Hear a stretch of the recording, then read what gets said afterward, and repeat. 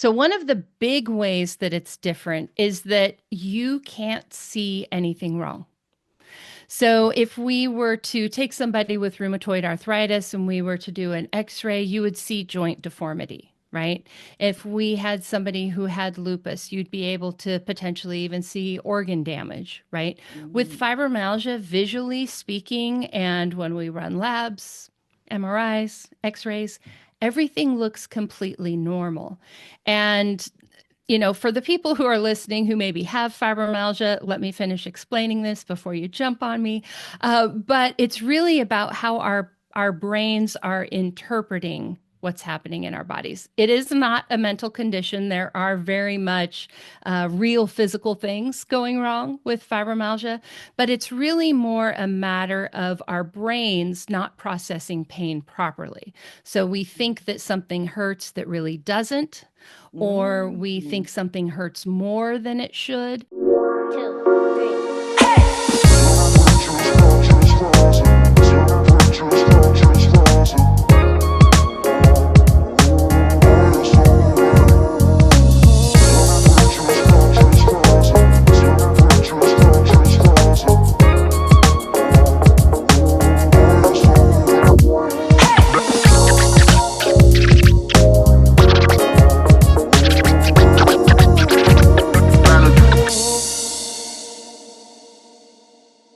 Welcome back to the Transform Your Mind to Transform Your Life radio podcast and television show.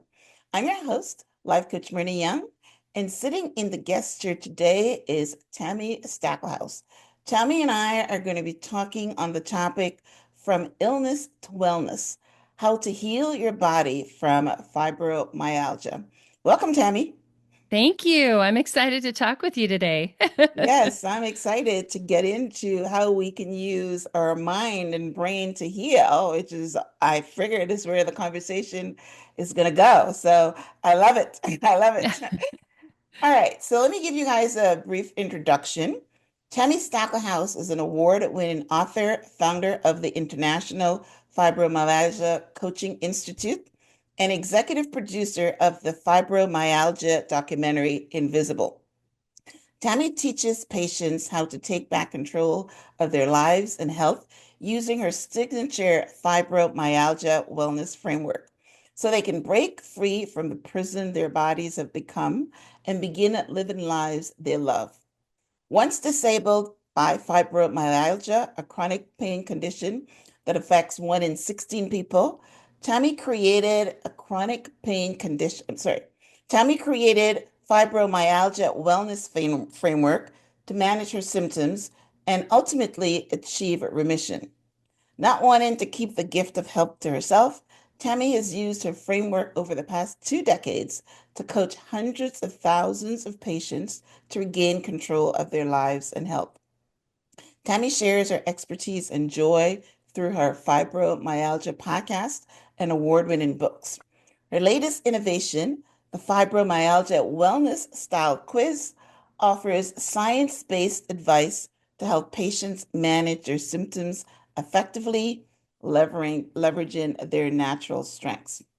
Awesome. All right. So that was a mouthful. I Yes. wanted to give you guys a full background of Tami. So I read the whole thing. Lots of fibromyalgias in there too, and that's not an easy word. And I had to say it several times. Yes. I'm glad you noticed. I'm tripping up on it. All right. So Tommy and I are having this conversation because May is Fibromyalgia Awareness Month. So we wanted to bring this conversation to your awareness. So as we start off, I'm going to ask directly, what exactly is fibromyalgia and how is it diagnosed? Good question and great place to start. Yeah. So, fibromyalgia, there's a lot we know, but there's also a lot we don't know. So, I always describe fibromyalgia like the elephant, and if you know the parable of the elephant and the blind men, right? Like the blind men are like, "Oh, an elephant is like a wall. It's like a snake. It's like a tree." And that's kind of where we're at with fibromyalgia. We know a lot of little things, but we still don't know the root cause or like the disease mechanism within the body. It is a chronic health condition, chronic pain condition with widespread body pain, and that pain moves around from place to place.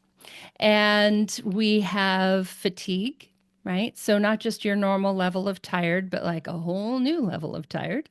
Mhm. And we have cognitive dysfunction, brain fog, and then unrefreshing sleep, which just means you could sleep and sleep and sleep and wake up and feel like you didn't sleep at all.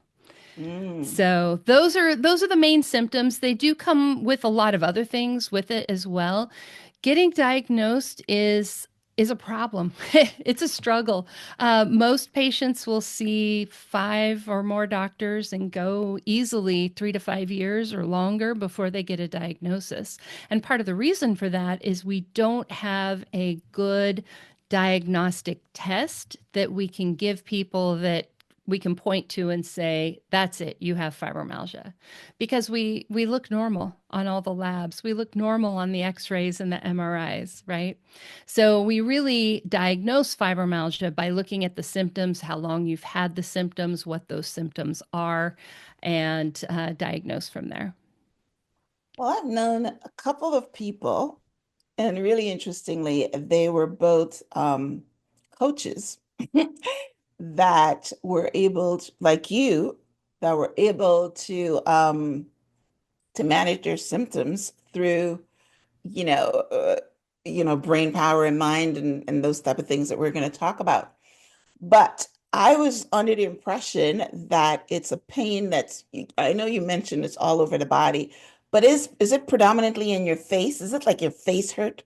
Is that one of the No, nose? No. no. Okay. I mean, it can, but really, Okay. it is fibromyalgia pain is pretty much everywhere.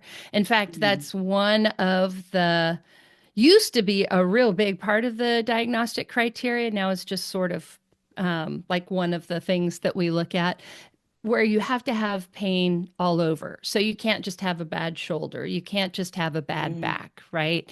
mm, It needs to be widespread body pain. Yeah. Okay, including the face, right? Oh, yes, Okay, absolutely, all right. including. Because We I don't leave remember anything somebody out. telling me about the face. Right. Okay. It just Yeah. may be that that's where they experience the majority of their pain. Really? In Yeah. their face? Wow. Okay. So walk me through it. You've got this pain all over your body.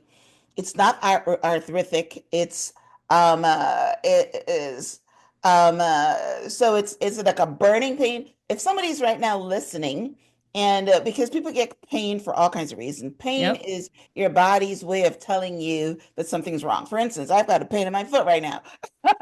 And I was just interviewing somebody a couple of days ago, and he was saying, well, pain is telling you, and it's the first, what did he say? Is it the first or the last? Oh, right. It's the last thing that happens when something is out of alignment. The pain is going to tell you that something's wrong. Um, uh, so people have pain all over, arthritis pain, whatever. So what makes fibromyalgia pain different? Oh, good question. So, one of the big ways that it's different is that you can't see anything wrong. So, if we were to take somebody with rheumatoid arthritis and we were to do an x ray, you would see joint deformity, right? If we had somebody who had lupus, you'd be able to potentially even see organ damage, right? With Mm, fibromyalgia, visually speaking, and when we run labs, MRIs, x rays, everything looks completely normal. And for the people who are listening who maybe have fibromyalgia, let me finish explaining this before you jump on me. But it's really about how our brains are interpreting what's happening in our bodies. It is not a mental condition. There are very much real physical things going wrong with fibromyalgia, but it's really more a matter of our brains not processing pain properly. So we think that something hurts that really doesn't. or we Mm. think something hurts more than it should. They've done a lot of really interesting MRI studies where they've shown that people with fibromyalgia have a 2x pain response.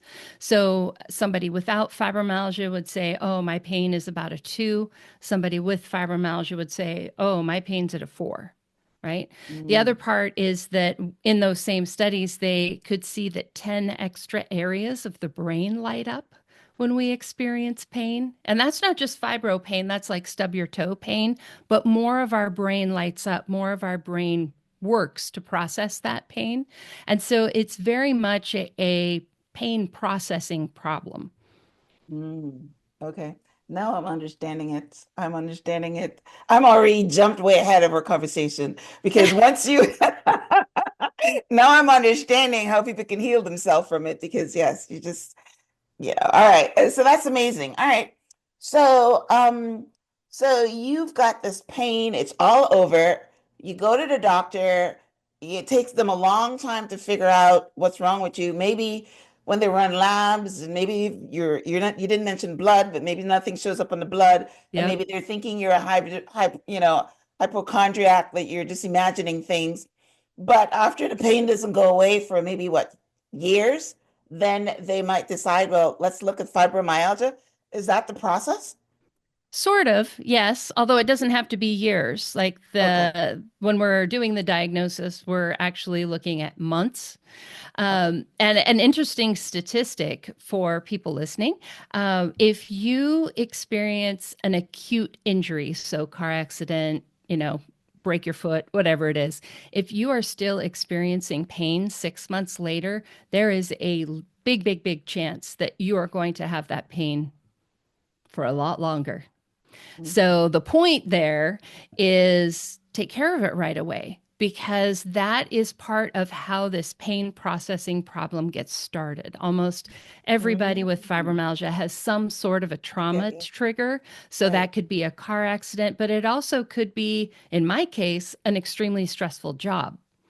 Right. And because of that stress, it sort of flips a switch.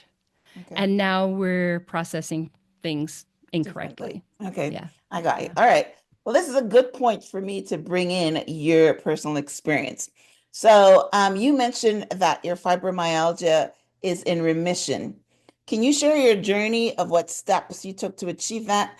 And then I have a backup question on there because you mentioned remission. So maybe the first question I want you to answer, can this disease be cured? Or once you've Mm. got it, you always have it?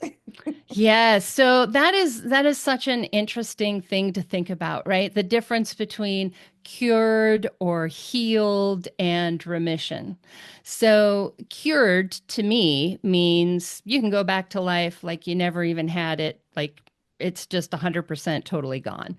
Healed is more like, you break a bone and it heals. Like there's still maybe some residual left over, but it's back to normal. Mm. Remission is no symptoms, right? So I still have fibromyalgia. The way I describe it is I still live in a fibro body, Mm. but I'm not experiencing pain. I'm not Symptoms. experiencing Right. fatigue. Okay. So for me, and that wasn't a word, just to be super clear, that was not a word I chose. That's an official medical term that your doctor gives you, right? Okay. And when Okay. my doctor first said, "Oh, I've considered you to be in remission for years," I was like, "Whoa, hold up. What?" And it Yeah. actually, it took me a few months to kind of come to terms with that. It sounds kind of odd, but I mean, that's a big word. Yeah. Yeah. Yeah. But So, it also tells me that it can come back, which is basically what yes. that means, right? Right. That's exactly what that means. And some people with fibromyalgia would consider that bad news, but it doesn't have to be bad news. To me, what that means in my life is I can't go back to abusing my body the way I used to, Mm. right? Pulling the all-nighters, not eating good, healthy food, too much stress. Like those were all the things that triggered my fibromyalgia. And those are the things that there's no question in my mind would bring it back, right? Mm. Hmm. Okay. So, all Yeah. right. So let's expand in your journey a little more. So, When did you notice that you had it, and what steps did you take to heal yourself? Or Yeah. do they give you pills for this? Yeah, yeah, there are pills. So for me, I was diagnosed in 2007 and I had been experiencing symptoms for years. For me, what that looked like was just, an overall achiness, kind of like you're getting the flu, you're getting a cold, or you kind of feel a little bit achy. That's kind of what it was like. And Mm. to be honest, I didn't really think a whole lot about it. I just figured that was what happened as you got older. Now, let me say, I was in my late 20s. So I'm not talking about like in my 60s, in my 50s, in my 40s. This was my late 20s. And I was like, oh, well, I guess this is just what happens. And then the fatigue was huge for me. I remember when I was working thinking, "Oh God, if I could just close the door and lay down for a second." And that's right. you know, Hmm. just so exhausted. And the brain fog also was really bad for me. I was managing the support department for a software company, and I used to tell my employees, if it's not written down, it doesn't exist. Like, don't tell me something I am not going Gonna to remember. remember, right? Right. Wow. Hmm. So finally, I got a diagnosis. And for me, that did not happen until I got married and changed insurance. Oh, wow. Hmm. Yeah, I Interesting. was, before I got married, I was part of an HMO. I won't Mm. mention any names, I but they know. they Yeah. are great if you fit in their box. But if Yeah. you Yeah. don't fit in their box, they just don't know what to do with you. So Right. after I got married, I started looking for a new doctor and pretty much immediately got diagnosed once I got into the right Hmm. system. Hmm. And when I left that first doctor's appointment, I left with, I think, three prescriptions and a list of supplements to buy, Hmm. So which there are pills. Okay. there are Right. pills. Yep, yep. But, to kind of put it in perspective, there's only, it doesn't work for everybody. And the kind of improvement that you would see with these medications would be, a good improvement would be maybe 30%. So Mm. Right. not even a third, right? Right. Hmm. And so that's just not enough, right? Right. So for the first couple of years, I just kind of, I mean, I did what my doctor was telling me, and I didn't keep getting worse, but I also wasn't getting better. Like Right. I was treading water. And I Mm. had this moment of just sort of looking ahead and seeing what my life might become if I stayed on this same trajectory. And I decided, mm-mm, no. And that is when my doctor introduced me to the health coach that worked in their office. Mm. And my coach didn't know anything about fibromyalgia. I was the one who educated her, but she was able to hold me accountable for Mm. doing the things that I knew I needed to To do or that do. my Right. doctor was telling me to do, like Yeah. going to bed on time. My inner But 2 year old never wants to go to bed. but you said that you don't get refreshing sleep. So how does that help when you still have it? Right, exactly. So some sleep is better than no sleep, Okay. but we Right. Yeah. still have to actually work on the sleep. So one of the Okay. things that happened was I had a sleep study, found out that I had upper airway resistance syndrome. It's similar to sleep apnea. And so I got a CPAP machine and that Okay. helped my sleep. Some of the Okay. medications are to improve quality of Sleep. sleep, to help you Okay. fall asleep. Okay. Um, Medications to help manage pain, supplements to help fix some of the other things that are going wrong in our bodies. Okay. But my coach was really the person that helped me start to make those changes and implement those things to Okay. change my diet, to, all the stuff, right? Okay. Hmm. And so that was really the first big step was having that health coach and having her help me start to implement all of those things. One of the next big steps was discovering that I have an autoimmune thyroid condition. I have Hashimoto's thyroiditis. Mm. So, discovering that, getting that treated, there was just like, there wasn't any one thing that was like, oh, wow, okay, I'm better now. It was little steps. Hmm. along the way, you know? Okay. So there, the way that I describe it to my clients is there's really like, if you can think of it like a three-legged stool, we've got one leg that is like the stuff that's actually going wrong in your body, right? Like me having autoimmune thyroid, me having a sleep disorder, like those things really do need to be fixed. The second leg of the stool is our habits, our lifestyle, our diet, pacing, you know, all that good stuff. And then the third leg of the stool, which is I know the part that you're going to be interested in, is the mindset part Oh, of I it. know. How we I know it think was about coming. it. You knew we were going to get there. So it's how we think Yes. about our bodies, how we Mhm. think about our illness, the mindset that we hold as we then go out and do all those other things we have to do, Right, right? right. Yeah. Well, I know it was coming because when you said is the way your brain processes things. So we all know that. The neuroscience says that you can change the brain and you can rewire it. So I figured that was Yep. how you can heal yourself and be in remission from something that is once you have it, you always have it. Right. So that's pretty good. So now one of the things you were talking about there is that you also talk about in your work is that your body is not your enemy. So is that part of how you think about, for instance, if I'm, talking this through, um, I I go to a doctor and the doctor tells me, oh, the reason nothing shows up on your x-rays or nothing shows up in your blood is because your brain is telling your body that to hurt, right? Mm-hmm. So if you can interrupt that somehow, then maybe you can maybe change the path or something. So talk to us about that. Yes. So for me, the way that all of that, this idea that my body isn't the enemy, the way that that all started, I was married about 6 months and I was talking like we girls sometimes do about my body not, not working right, not being the size or shape I wanted it to Yeah. be, Mhm. all these things. My new husband overheard me. Mhm. And he looks at me, he said, every time you say stuff like that, you're basically calling me a liar. I'm like, what Aw. now?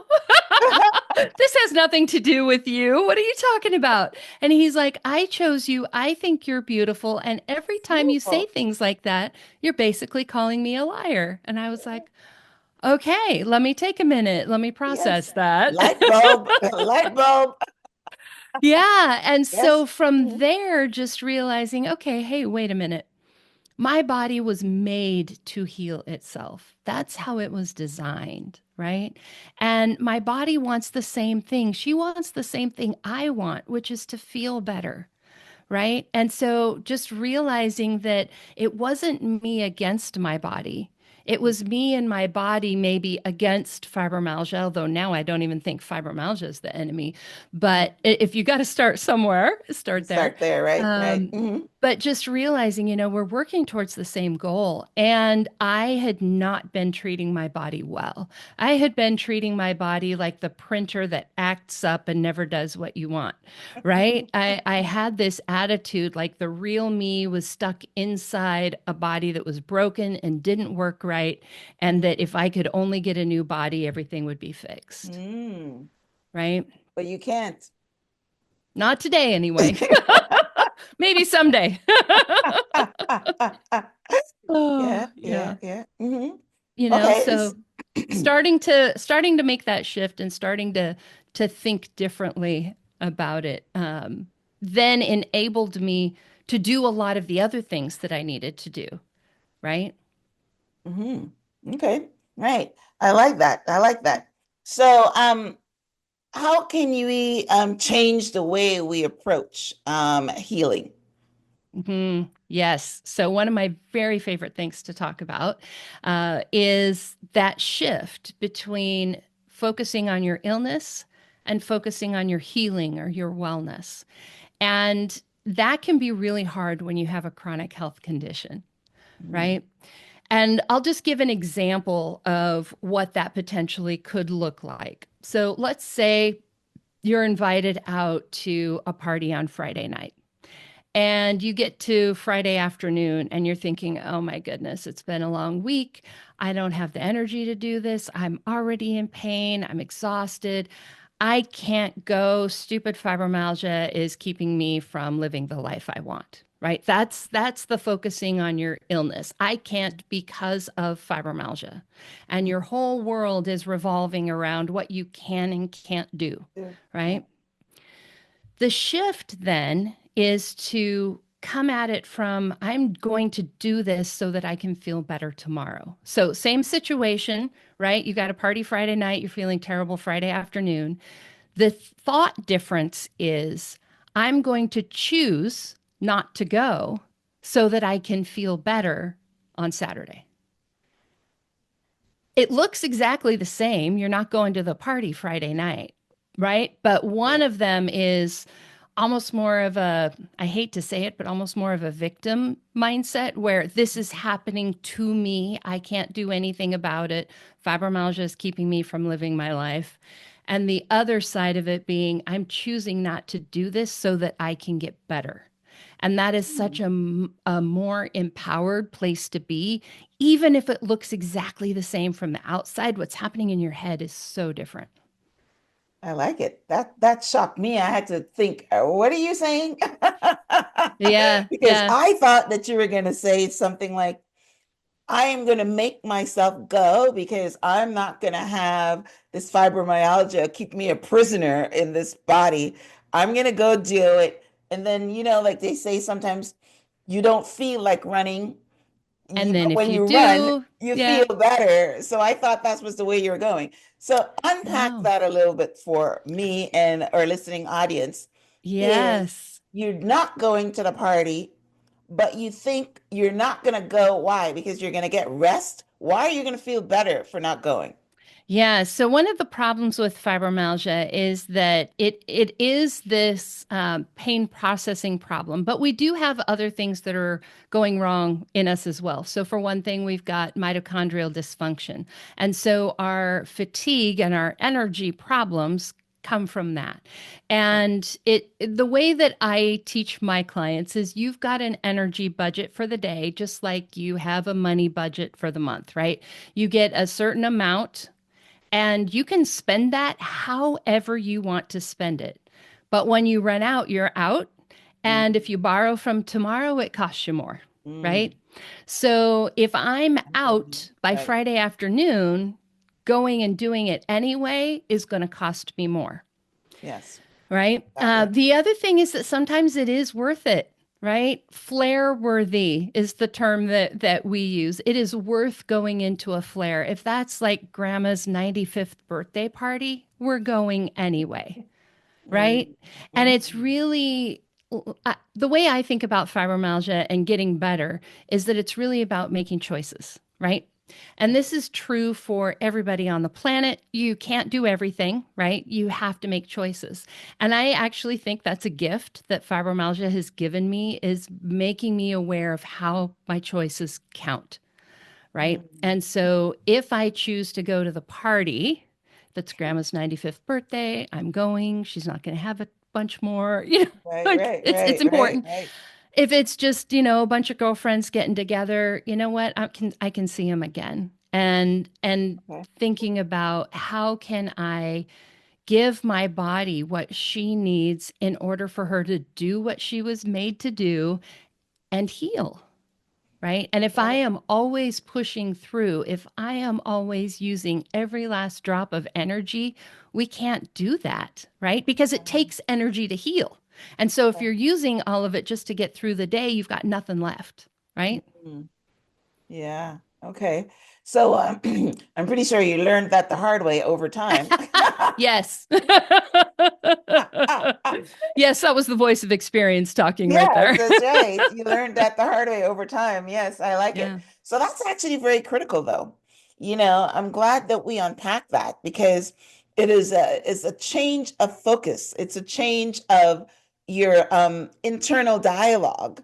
And it's Yes. almost the same as looking at a relationship and looking at it bad or looking at it progressing. That's the first thing I think about. But Mm-hmm. yeah, how we, one of my most favorite sayings, um, uh, and it's something that I live by, is change the way you think of a thing, and the thing you think of will change. So Yes. that is exactly that is exactly what you're saying here. Yeah. Um, I'm not going to go out because fibromyalgia is making me a prisoner. I can't do nothing. Right. Exactly. But Exactly. that's right. Yeah, I can't do nothing. My life is, the shits, no, whatever. But now you're saying, hey, you know what? I'm making the choice. Stay at home, have a quiet evening, you know, fill up on my energy, right? And then maybe tomorrow I can go to the beach or the park or spend time with my children or something like that. And you put it in Exactly. that bucket. So that's great. Exactly.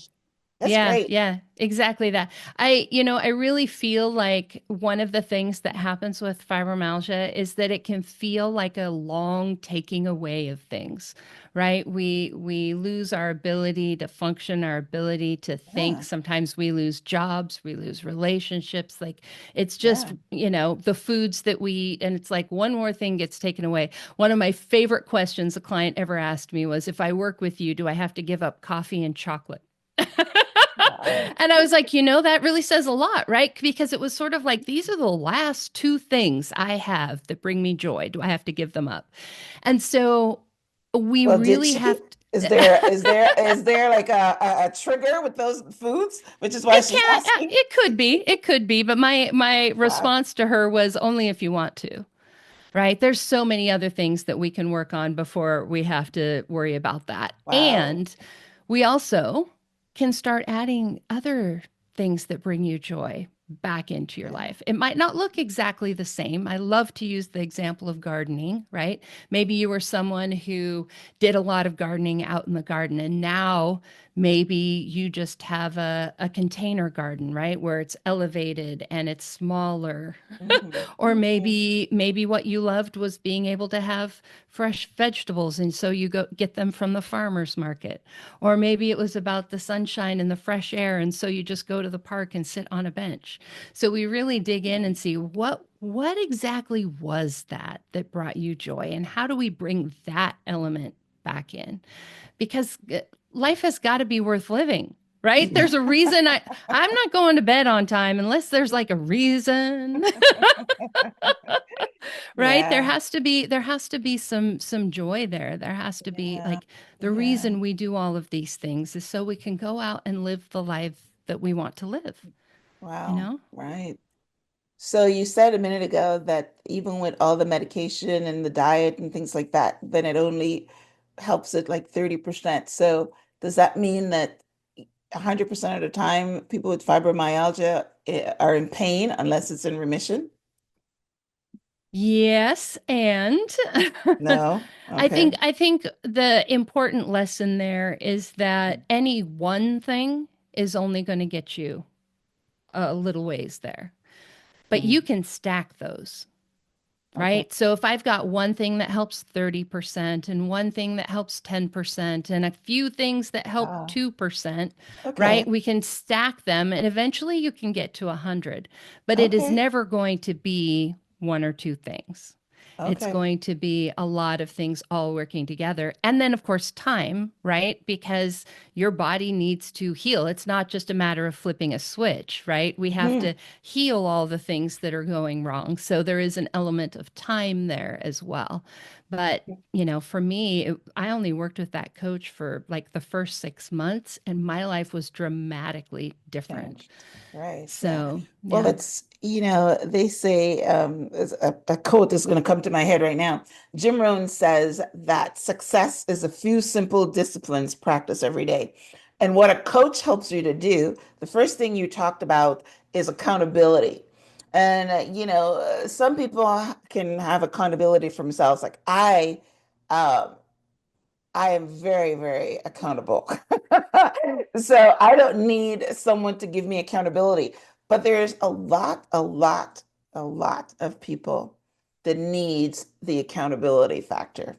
And Mhm. that's one of the main things that coaches do is that, yes, when you leave a session, there's things that you say that you're going to do. And when you come back into the second the next time, he or she's going to ask you, did you do those? How did it work for you? Right? And what's the point of Absolutely. paying if you're not going to do the work, right? So you Exactly need to do right. it, right? So Right, right. I get that. I understand that totally. So all right, now let's get to my favorite part of this conversation is how important is mindset in managing and overcoming fibromyalgia?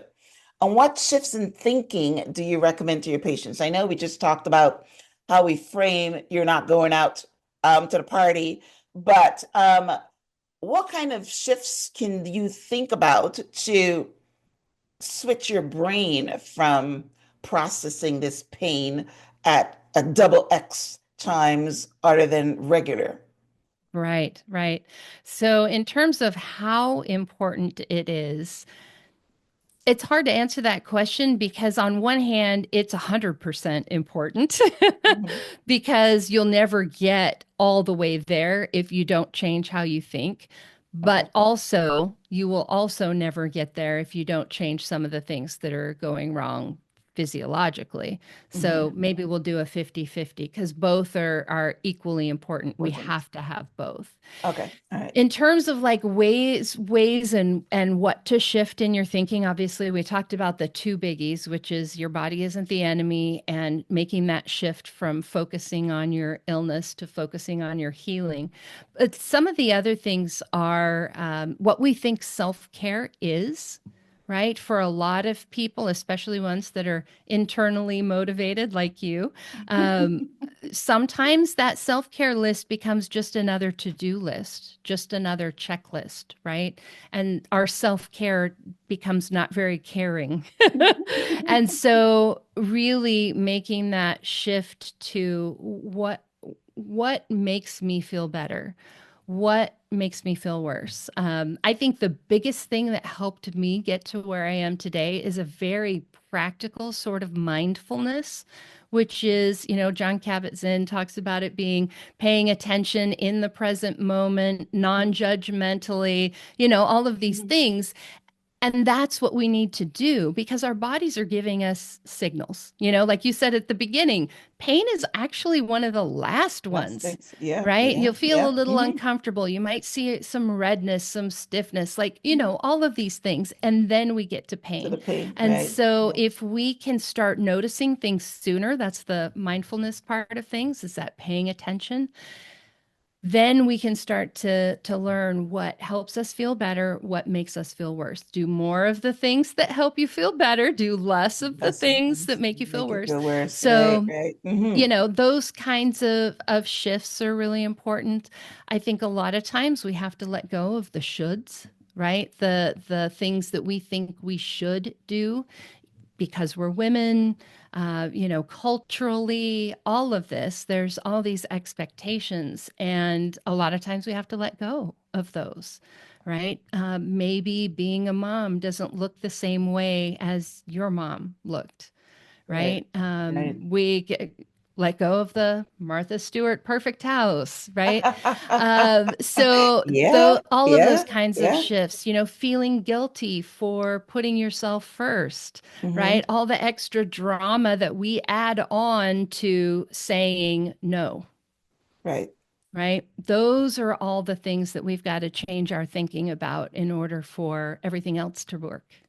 Hmm. Yes. Yes. Yes. Right. Yeah. So Um, yeah, I mean, it's great that we're coming at it from the perspective of this disease is something that I can work with. I have to change my thinking. What's going to make me feel better? What's going to make me feel worse? Choose that. As you were talking, I remember I was reading a book and this person was saying that her mom suffered from depression and she stayed in the room most of the times with the windows closed because she's Mm, depressed. And as you were talking about that, I'm thinking, you know, Maybe you're a mom that, you're in pain or whatever, and maybe the kids are coming home and there's certain things that you can't do, and you're feeling guilty about it because, yes, this person was actually complaining that the mom was, but the mom was sick, she had depression. So that's Yes. And the basically other what she spent piece, her life, right? yeah, the other piece of that, and I've seen this in multiple of my students and clients, is that we feel like if we are not doing things because we're sick, that means we can't enjoy ourselves. So Mm, one of my students said, when I would have a bad fibro day, I wouldn't even let myself watch TV shows that I enjoyed, really? Wow. right? Because I'm sick, I shouldn't be having fun.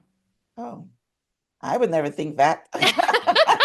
Neither would I, but this, it's It's probably a guilt thing though, right? yes, Yes. exactly. Okay. Exactly. It's kind of like that idea of if you stay home from school, right? Mhm. You're staying home because you're sick, not because you get a day off, right? But Right, just right. like carrying that into Hmm. adulthood and a little bit Wow. beyond what that thought was meant to be.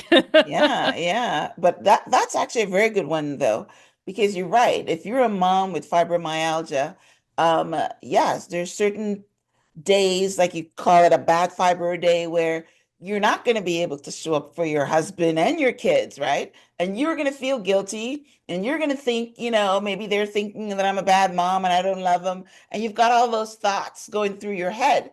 And you've got to start, put it into positive. Maybe tomorrow I'll feel better. And we're gonna do something tomorrow because That's tomorrow I'm right. gonna feel better. You know what I mean? You put it in Yes. positive instead of spinning in the negative cycle. Awesome. Hmm. All right. Hmm. The other thing So, about that too is sometimes we have to choose quality over quantity. Maybe you can't go to all the ball games, but when you do go, you're fully present, right? right, right, right. True. Exactly. Wow, wow. It's very sad though. It's very sad Yes. that you have to live your life being controlled by this particular, disease. Because, even if you bring your mind to what you should do and what you shouldn't do, it's always center stage, right?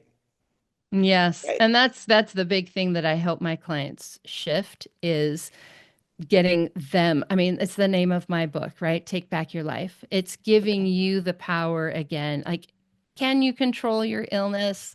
Not 100%, but there's Right. a lot of things that we can do to make it more predictable so that you Okay. can live a better life, right? Right. It's just taking the wins where we can get them and focusing on those instead of all the can't do's, Yeah, right? right. Yes, yes. Okay. Well, it's a perfect time to talk about your fibromyalgia wellness framework. How does it help patients take back control of their lives? I mean, that was a perfect lead in. See, I planned that. Uh, so the fibromyalgia wellness framework, there isn't a, step one, step two, step three for treating fibromyalgia. We're all different, right? What's going on in our bodies might be mostly the same, but there's also differences. And what works for you might not work for me. So the framework first looks at, we do some assessments. We look at your fibromyalgia itself, right? We use the fibromyalgia impact questionnaire to see your level of symptoms and how fibromyalgia is impacting your life. We have you do the fibromyalgia wellness style quiz so we can see, based on your personality, what are some of the challenges that you might have and what are the strengths that we can utilize. And we might also, hey, have your doctor run this test. We do assessment. The Hmm. second step then is to create a plan. So, based on what we've learned with that assessment, that will let us know where to go, right? So, if we take a look at your fibromyalgia impact questionnaire, there's certain things we can tell there, oh, we need to work on this area of your life. And maybe there's things with your labs. Oh, okay, we need to work on that thing. And then we put together that plan for how we're going to make things better. So we kind of have to come at fibromyalgia from both sides, right? One is, what are we actually going to do that's going to help you physiologically feel better? And then, of course, our side of things, Yeah, right? you're Our a mindset, mental, our right, lifestyle, our right. habits, right? Okay. So So it's that's the, individualized treatment, yep, right? exactly, because nobody's the same. And then the third step is to actually implement that plan. And most people are going to need support. Most people are not internally motivated. And fibromyalgia is just hard. I Yeah. mean, let's Yeah. just be honest, right? The Yeah. cool thing about me and the coaches that I've trained, a certified fibromyalgia coach has fibromyalgia. We are all people who live with it. We have all found ways to get better. And so we can then like support you in Mhm. ways that your other providers just aren't going to be able to because they probably haven't been there. And No. we have. So it could even Okay. be things like, hey, have you ever thought about using this to mop your floors instead of the way you're doing it? Right. I mean, like it's real Mhm. life practical stuff, but it's Mhm. also, we're also educated, right? So we can say, okay, here's what that means. Here's why your doctor prescribed that. Here's, some studies on fibromyalgia. We can fill in that informational piece and just really support you. And then the fourth part, which I think is super important, is after you feel better, paying that forward, right?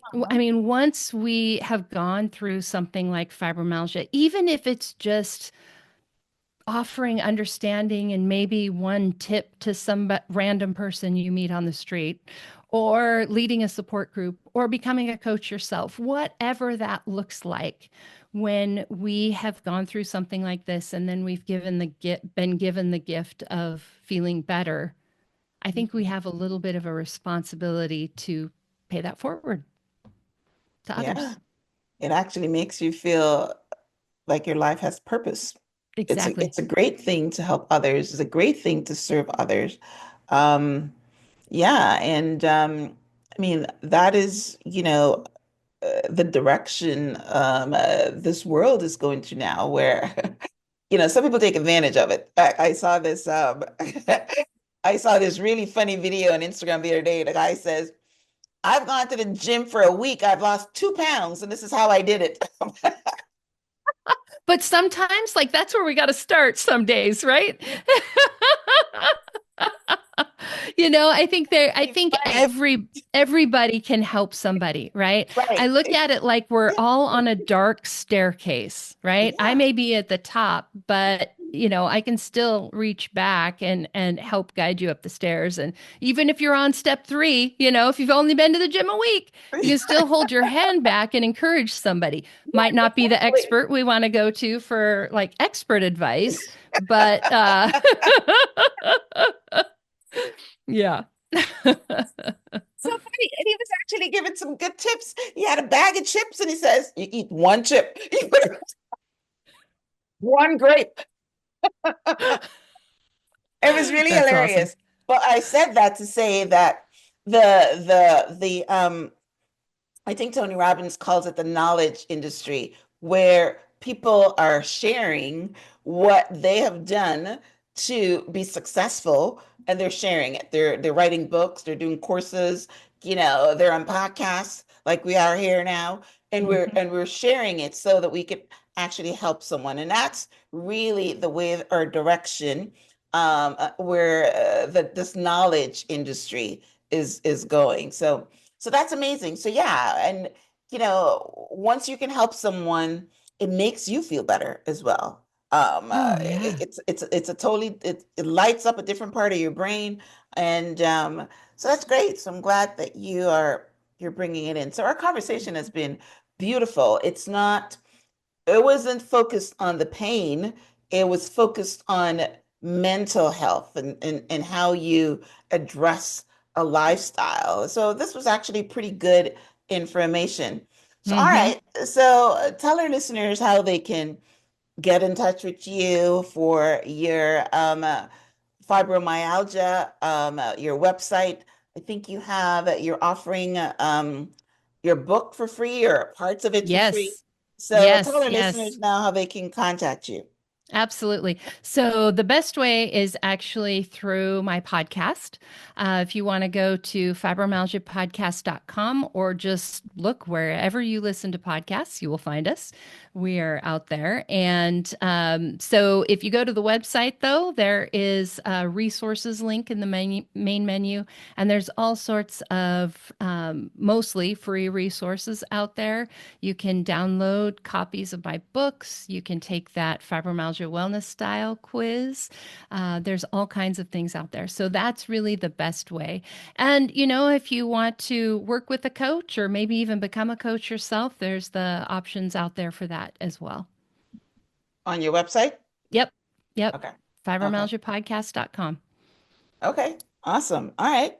Um, that's amazing. Yes. Well, listen, I'm glad that you just got the just fibromyalgiapodcast.com. So that's great because, hey, you just put the word in It's there. easy. Yep. If And you it also search, tells me there's not a lot of that, people no. are not really doing it because you're able to get that website. So that's really good. Yes. Yes. Yes. It was really funny when I was first starting my podcast. It's been 6 years ago now.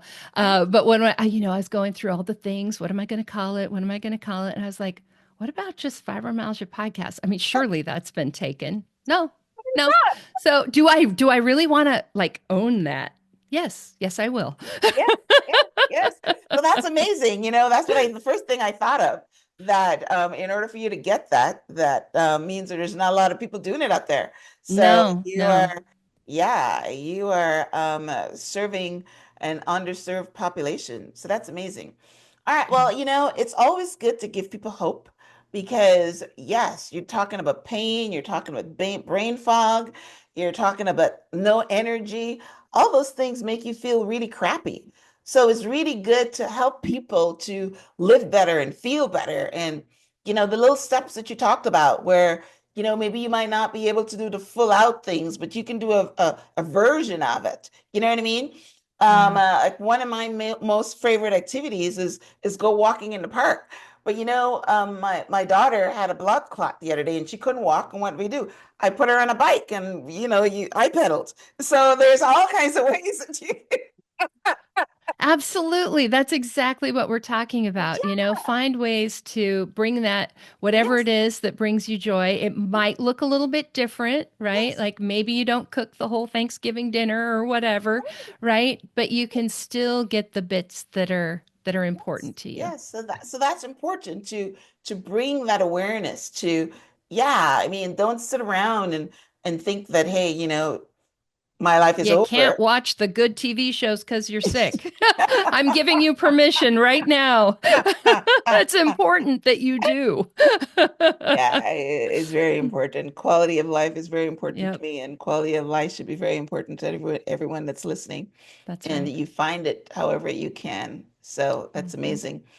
Well, Tammy, I enjoyed our conversation. Thank you for, sharing your work. Thank you for this very niche conversation. And you mentioned that 1 in 16 people. So it's, obviously much more prevalent than we know about. And so hopefully this reaches a wide audience. And I'm happy to share this word or this information on fibro awareness, fibromyalgia awareness month. See, tripping up on that word again. Yes, All and right. thank you so much for doing this. Not a lot of people are talking about this. We need to be. So thank you so much, Myrna, for having me. Well, you're very welcome. I always like to bring conversations that can help people live their best lives, which is what the That's show's right. about, right? It's my tagline. And yes, if you've got pain, then you need to find ways around it, right? Because it's nobody wants to live in pain, constant pain. So that's That's right. amazing. Well, all right, guys, listen, thank you for tuning in to this week's episode of Transform Your Mind to Transform Your Lives. Today, we were talking about transforming how you think about fibromyalgia pain. And we've given you some ways to work with that. Tammy is a wealth of information. Like she said, that she's been through it. Now she's in remission and she has her team that can help you get to where she's at and live a pain-free life. So definitely go check out her website, which is fibromyalgiapodcast.com. And also on her website, you'll see her book. She's allowing you to download that portions of it or all of it for free. And I will have a summary of my conversation with Tami on the show page, which is myhelps.us. And if you miss any of these, you can just head there and I will have the links on the show notes. So thanks again, Tami, for being on the show. Thank you guys for tuning in. As we wrap up, any last words? The one thing, if you could take one thing away from this, just know there is hope. There are so many things that can be done to treat fibromyalgia. And so if you're out there struggling, please reach out. You know, whether we help you or we connect you to someone who does, there are so many things that can be done. Oh, I love that. End on hope. Yes, we need to bottle that. Hope is very important. That's right. All right. Well, listen, thanks again for tuning in. Until next time, namaste.